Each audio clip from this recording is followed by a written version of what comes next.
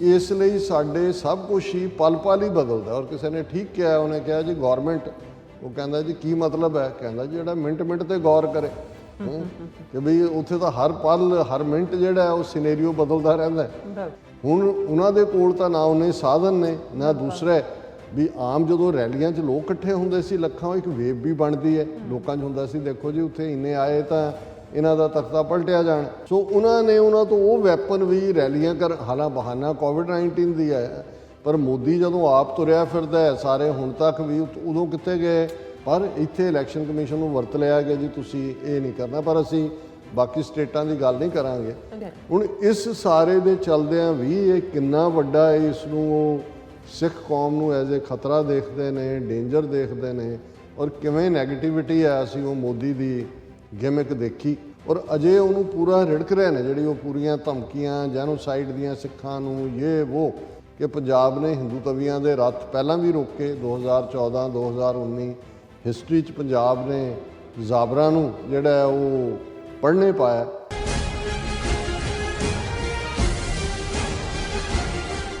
ਦਰਸ਼ਕੋ break ਤੋਂ ਬਾਅਦ ਤੁਹਾਡਾ ਸਭ ਦਾ ਭਰਪੂਰ ਸਵਾਗਤ ਹੈ। ਵੀਅਰਸ ਹੁਣ ਆਪਾਂ ਗੱਲਬਾਤ ਕਰਨ ਜਾ ਰਹੇ ਹਾਂ ਕਿ ਭਾਰਤੀ ਇਲੈਕਸ਼ਨ ਕਮਿਸ਼ਨ ਵੱਲੋਂ 14 ਫਰਵਰੀ ਨੂੰ ਪੰਜਾਬ ਵਿੱਚ ਚੋਣਾਂ ਕਰਾਏ ਜਾਣ ਤੇ ਐਲਾਨ ਤੋਂ ਬਾਅਦ ਪੰਜਾਬ ਵਿੱਚ ਜਿਹੜੀਆਂ ਸਿਆਸੀ ਸਰਗਰਮੀਆਂ ਤੇਜ਼ ਹੋ ਗਈਆਂ ਨੇ।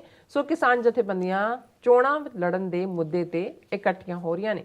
ਸੋ ਅੱਜ ਬੀਜੇਪੀ ਵੱਲੋਂ ਅਜੇ ਵੀ ਮੋਦੀ ਦੇ ਸੁਰੱਖਿਆ ਇਸ਼ੂ ਨੂੰ ਲੈ ਕੇ ਹਾਲ ਪਾਰਿਆ ਕੀਤਾ ਜਾ ਰਿਹਾ। ਸੋ ਇਸ ਬਾਰੇ ਆਪਾਂ ਗੱਲਬਾਤ ਕਰਨ ਜਾ ਰਹੇ ਹਾਂ।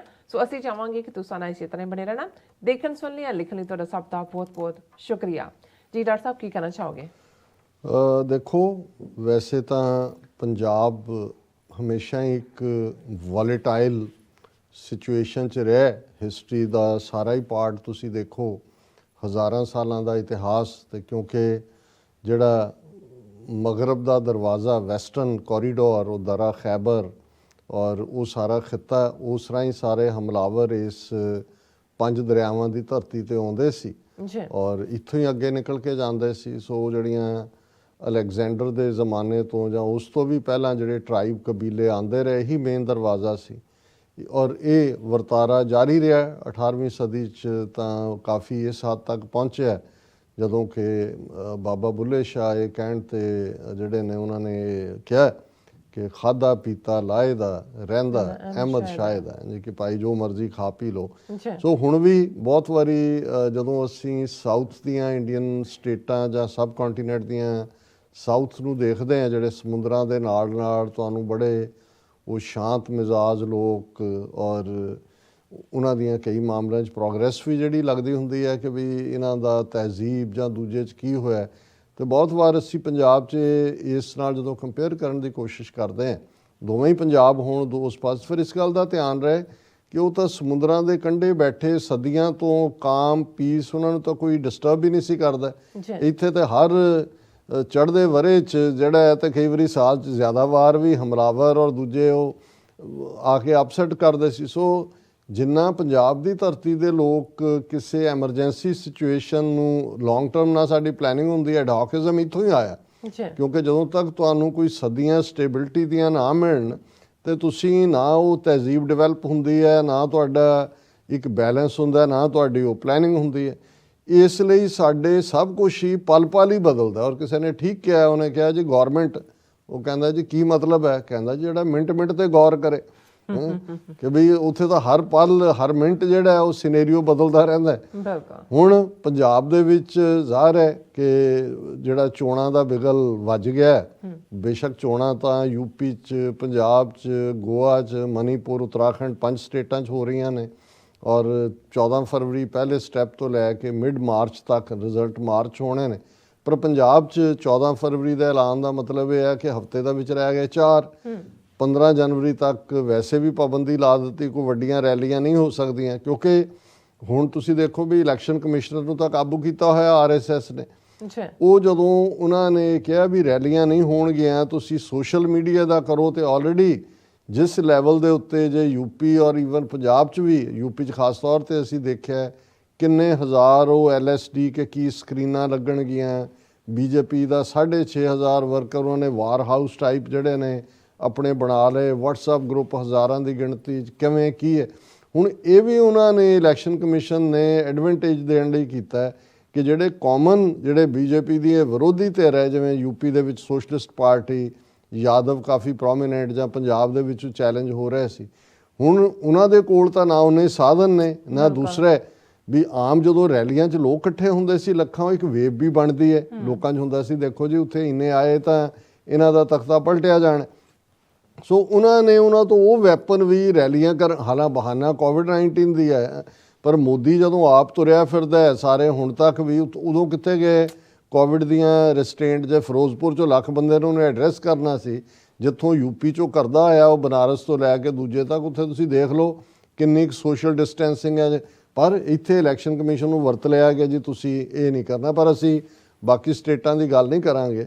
ਪੰਜਾਬ ਦੇ ਹਵਾਲੇ ਦੇ ਨਾਲ ਤਾਂ ਹੁਣ ਇਹ ਹੁੰਦਾ ਵੀ ਜਿਵੇਂ ਤੁਸੀਂ ਕਿਸੇ ਅਖਾੜੇ ਦੇ ਵਿੱਚ, ਖਾਸ ਤੌਰ 'ਤੇ ਜਦੋਂ ਮੇਲਿਆਂ ਦੇ ਵਿੱਚ ਛਿੰਝ ਪੈਂਦੀ ਸੀ ਉਦੋਂ ਤੁਸੀਂ ਦੇਖੋ ਤਾਂ ਫਿਰ ਕੋਈ ਭਲਵਾਨ ਕਿਤੇ ਹੈ, ਕੋਈ ਡੰਡ ਬੈਠਕਾਂ ਲਾ ਰਿਹਾ, ਕੋਈ ਦੂਜਾ ਹੈ ਉਹ ਪੂਰਾ ਇੱਕ ਪਾਸੇ ਇੱਕ ਉਤਰ ਰਿਹਾ, ਦੂਜੇ ਪਾਸੇ ਦੂਜਾ ਉਤਰ ਰਿਹਾ, ਔਰ ਇਹ ਹੁੰਦਾ ਜੀ ਬਾਈਸਿਕਲ ਤਾਂ ਹੁੰਦੀ ਵੀ ਰਮਾਲੀ ਕਿਹਨੇ ਲਿਜਾਣੀ, ਇਹ ਛਿੰਝ ਦਾ ਜਾਂ ਅਖਾੜੇ ਦਾ ਹੈ। ਦੂਸਰੇ ਪਾਸੇ ਅਸੀਂ ਸਰਕਸ ਦੀ ਗੱਲ ਕਰਦੇ ਹਾਂ, ਸਰਕਸ ਦੇ ਵਿੱਚ ਤੁਸੀਂ ਦੇਖੋ ਕਿ ਵੀ ਉਹ ਵੀ ਕਿਵੇਂ ਕੋਆਰਡੀਨੇਟਡ ਹੁੰਦਾ ਹੈ, ਵੀ ਬਾਂਦਰ ਨੇ ਕਿਵੇਂ ਨੱਚਣਾ ਹੈ, ਰਿਛ ਨੇ ਆ ਕੇ ਕੀ ਕਰਨਾ ਹੈ, ਸ਼ੇਰ ਸਿਰਫ ਲਿਆ ਕੇ ਉਹਨੂੰ ਵਾਪਸ ਉਹਨੇ ਰਿੰਗ ਮਾਸਟਰ ਨੇ ਹੀ ਦੱਸਣਾ ਹੈ ਕਿ ਵੀ ਜੀ ਸ਼ੇਰ ਮੈਨੂੰ ਕਿਵੇਂ ਓਬੇ ਕਰ ਰਿਹਾ। ਔਰ ਇਸ ਕਿਸਮ ਦੇ ਜਿਹੜੇ ਨੇ ਬਾਕੀ ਜੋਕਰ ਖੜੇ ਕੀਤੇ ਹੁੰਦੇ ਨੇ, ਉਹ ਆਪਣੇ ਜੋਕ ਸੁਣਾ ਰਹੇ ਹੁੰਦੇ ਨੇ। ਸੋ ਪੰਜਾਬ ਦਾ ਸਿਨੇਰੀਓ ਜਿੱਥੇ 117 ਅਸੈਂਬਲੀ ਸੀਟਾਂ ਨੇ ਔਰ ਜਿੱਥੇ ਇੰਨੇ ਕੁ ਦੁਸ਼ਮਣ ਨੇ, ਬਹੁਤ ਵਾਰੀ ਉਹ ਅਖਾਂਡਤਾ ਪੰਜਾਬ 'ਚ ਕੱਲੀ ਜਿੰਦ ਸਾਰਾ ਤਖਤ ਹਜ਼ਾਰਾ ਦੇ ਨਾਲ ਕਿਹਾ ਜਾਂਦਾ ਹੈ, ਪਰ ਮੈਂ ਸਮਝਦਾ ਵੀ ਤੁਸੀਂ ਦੇਖੋ ਸਟੇਟ ਜਿਹੜੀ ਹੈ ਸਿੱਖਾਂ ਨੂੰ ਮਾਰਨ ਤੇ ਲੱਗੀ ਹੋਈ ਹੈ, ਛੋਟੀ ਜਿਹੀ ਸਟੇਟ 50,300 ਸਕੁਅਰ ਕਿਲੋਮੀਟਰ ਦੀ, ਉਹਦੇ 'ਚ ਵੀ ਸਿੱਖ ਜਿਹੜੇ ਨੇ ਉਹ ਇੱਕ ਉਹਨਾਂ ਦੀ ਡੈਮੋਗ੍ਰਾਫਿਕ ਚੇਂਜ ਕਰਨ ਵੱਲ ਪੂਰਾ ਜ਼ੋਰ ਲਾਇਆ ਹੋਇਆ। ਵੱਡੀ ਗਿਣਤੀ 'ਚ 1.5-2 ਲੱਖ ਸਟੂਡੈਂਟ ਹਰ ਸਾਲ ਉੱਥੋਂ ਨਿਕਲ ਆਉਂਦਾ, ਐਕਸੋਡਸ ਹੋ ਰਿਹਾ, ਅੱਧਾ ਤੁਸੀਂ ਡਰੱਗੀ ਬਣਾਇਆ ਹੋਇਆ, ਕਿਸਾਨ ਸੁਸਾਈਡ ਕਰ ਰਹੇ ਨੇ। ਉਸ ਸਾਰੇ ਦੇ ਬਾਵਜੂਦ ਤੁਸੀਂ ਇਕਨੋਮਿਕਲ ਜੈਨੋਸਾਈਡ ਦਾ ਫਾਈਨਲ ਸਟੈਪ ਲਿਆਂਦਾ, ਕਾਨੂੰਨ ਖੇਤੀ 3 ਕਾਨੂੰਨ ਲਿਆਂਦੇ ਜਿਹੜੇ ਜ਼ਾਹਰ ਹੈ ਉਹਨਾਂ ਨੇ ਆਪਣੀ ਜਿਹੜੀ ਹੈ ਰੈਜ਼ਿਸਟੈਂਸ ਨਾਲ ਵਾਪਸ ਕਰਵਾਏ। ਹੁਣ ਇਸ ਸਾਰੇ ਦੇ ਚਲਦਿਆਂ ਵੀ ਇਹ ਕਿੰਨਾ ਵੱਡਾ ਹੈ, ਇਸ ਨੂੰ ਉਹ ਸਿੱਖ ਕੌਮ ਨੂੰ ਐਜ਼ ਏ ਖਤਰਾ ਦੇਖਦੇ ਨੇ, ਡੇਂਜਰ ਦੇਖਦੇ ਨੇ, ਔਰ ਕਿਵੇਂ ਨੈਗੇਟਿਵਿਟੀ ਹੈ। ਅਸੀਂ ਉਹ ਮੋਦੀ ਦੀ ਗਿਮਿਕ ਦੇਖੀ ਟੋਟਲ ਫੇਲਿਅਰ 5 ਜਨਵਰੀ ਨੂੰ, ਤੇ ਕਿਵੇਂ ਉਹਨੇ ਇੱਕ ਜੁਮਲਾ ਛੱਡਿਆ ਜਾਣ ਲੱਗਿਆ कि जी मैं ज़िंदा वापस, अपने चीफ मिनिस्टर चन्नी से कह देना कि मैं ज़िंदा वापस आ गया हूँ बठिंडा, और अजे उन्होंने पूरा रिड़क रहे ने जी पूरियां धमकियां जैनोसाइड दियां सिखां नूं ये वो। और चन्नी ने किसी प्रैस कॉन्फ्रेंस कह दिता कि जी मैं इस बारे प्रियंका नूं भी जिहड़ा वो ब्रीफ कर दिता सी, क्योंकि इन्ना क कांग्रेस नूं और दूजियां नूं घबरा दिता उन्होंने, जिन्ना तुसीं प्रचार देखो कला वो तो सोनिया और कांग्रेस सिखां दे तां कर ही रहे ने, और सोनिया नूं ईसाई, चरणजीत चन्नी भी ईसाई, उन्हें करके मोदी नूं मार देना सी। वो बेईमान दी धी किरण बेदी जिहड़ी कदे अन्ना हजारे नाल जाके बैठी, कदे अंबरसर दी कुड़ी कह के उत्थे सिखां दीयां वोटां दिल्ली च मंगदी रही, वो भी कल परसों किसी टीवी चैनल ते कह रहे सी ये तां मोदी जी बच के आ गए, ये तां भगवान का शुक्र है, नहीं तो उन्होंने पुल के उत्ते घेरिया सी, जे पुल ते उहदी गड्डी पहुँच जाती थले पता नहीं टाइम बंब ला देना सी, की कर देना सी, उड़ जाण। मतलब उन्होंने इस किस्म का कर दिता है कि भी ईवन कांग्रेस की लीडरशिप प्रियंका गांधी ने अज कहा कि जी मैं तो जिहड़ा मैनू कोई ब्रीफिंग, क्योंकि जो होया भी ब्रीफ किया फिर ये खुल गया जी उहदे कोल तां कोई कॉन्स्टिट्यूशनल अहुदा ही नहीं है, ये किवें उन्हें सरकारी भेद, उन्हें कहा जी ये रौला पै रहा सी, मैनू भी मोदी जी दी जान दा बहुत फिक्र होया, मैं तो चन्नी नूं कॉल कीता सी ते पुछया ही सीगा। ਹੁਣ ਇੱਕ ਪਾਸੇ ਤਾਂ ਇਹ ਚੱਲ ਰਿਹਾ ਤੇ ਚੋਣਾਂ 'ਚ ਕੀ ਹੋਏਗਾ, ਕੀ ਨਤੀਜੇ, ਜਿਵੇਂ ਮੈਂ ਕਿਹਾ ਵੀ ਪੰਜਾਬ ਇਹਦੇ 'ਚ ਕੋਈ ਸ਼ੱਕ ਨਹੀਂ ਹੈ ਕਿ ਪੰਜਾਬ ਨੇ ਹਿੰਦੂ ਤਵੀਆਂ ਦੇ ਰੱਥ ਪਹਿਲਾਂ ਵੀ ਰੋਕੇ, 2014 2019 ਹਿਸਟਰੀ 'ਚ ਪੰਜਾਬ ਨੇ ਜ਼ਾਬਰਾਂ ਨੂੰ ਜਿਹੜਾ ਉਹ ਪੜ੍ਹਨੇ ਪਾਇਆ। ਪਰ ਇਸ ਵੇਲੇ ਇਸ ਅਸੈਂਬਲੀ ਇਸ ਇਲੈਕਸ਼ਨ ਸਿਨੈਰੀਓ 'ਚ ਕੀ ਨਿਕਲੇਗਾ, ਸਿੱਖ ਪਰਸਪੈਕਟਿਵ ਜਾਂ ਖਾਲਿਸਤਾਨੀ ਪਰਸਪੈਕਟਿਵ ਤੋਂ ਤਾਂ ਅਸੀਂ ਇਸ ਸਾਰੇ ਨੂੰ ਵੀ ਗਿਮਿਕ ਹੀ ਸਮਝਦੇ ਹਾਂ, ਇਲੈਕਸ਼ਨ ਵੀ ਗਿਮਿਕ ਹੀ ਹੈ। और असी तो जून 84 च इस सिट्टे ते पहुँच गए सी कि इंडियन स्टेट नाल असी कोई वास्ता नहीं है और खालिस्तान तो बिना साडा कोई होर हल नहीं है। ਲੇਕਿਨ ਕਿਉਂਕਿ ਡੇ ਟੂ ਡੇ ਜਿਹੜੇ ਲੋਕ ਸਾਰੇ ਸਿਸਟਮ 'ਚ ਨੇ ਉਹਨਾਂ ਦੀ ਦਿਲਚਸਪੀ ਵੀ ਹੈ, ਉਹ ਜਾਣਨਾ ਵੀ ਚਾਹੁੰਦੇ ਨੇ। ਔਰ ਹੁਣ ਇਹਦੇ 'ਚ ਅਸੀਂ ਦੇਖ ਰਹੇ ਹਾਂ ਵੀ ਇੰਨਾ ਕੁ ਇੰਟਰਸਟਿੰਗ ਸਿਨੈਰੀਓ ਇਹ ਬਣਦਾ ਜਾ ਰਿਹਾ ਹੈ, ਕਿਉਂਕਿ ਬੀਜੇਪੀ ਦੇ ਚਿੱਤ ਹੋਣ ਨਾਲ ਜਿਹੜੀ ਫਿਰੋਜ਼ਪੁਰ ਰੈਲੀ ਦਾ ਫਲॉप ਹੋਣਾ ਹੈ, ਕੈਪਟਨ ਅਮਰਿੰਦਰ ਢੀਂਡਸੇ ਉਹ ਵੀ ਨਾਲ ਹੀ ਚਿੱਤ ਹੋ ਗਏ ਕਿ ਵੀ ਤੁਹਾਡੇ ਤਾਂ ਪੱਲੇ ਹੀ ਕੁਝ ਨਹੀਂ ਹੈ।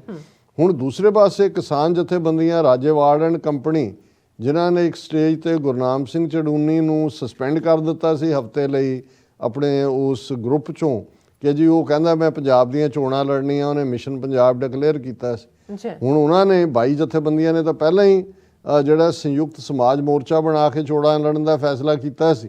ਹੁਣ ਉਹਨਾਂ ਨੇ ਕੱਲ ਪ੍ਰੈਸ ਕਾਨਫਰੰਸ ਕਰਕੇ ਕਿਹਾ ਕਿ ਜੀ ਚੜੂਨੀ ਨਾਲ ਵੀ ਗੱਲਬਾਤ ਚੱਲ ਰਹੀ ਹੈ, ਉਹ ਵੀ ਸਾਡੇ ਨਾਲ ਆ ਰਿਹਾ ਹੈ, ਦੂਸਰਾ ਵੀ ਆ ਰਿਹਾ ਹੈ। ਅਸੀਂ ਆਪਣੇ ਤੌਰ ਦੇ ਉੱਤੇ ਕਿਸਾਨ ਮੋਰਚਾ ਜਿਹੜਾ ਉਹ 117 ਸੀਟਾਂ ਤੇ ਫਾਇਰ ਕਰੇਗਾ, ਆਪਣੇ ਕੈਂਡੀਡੇਟ ਜਿਹੜਾ ਖੜਾ ਕਰੇਗਾ।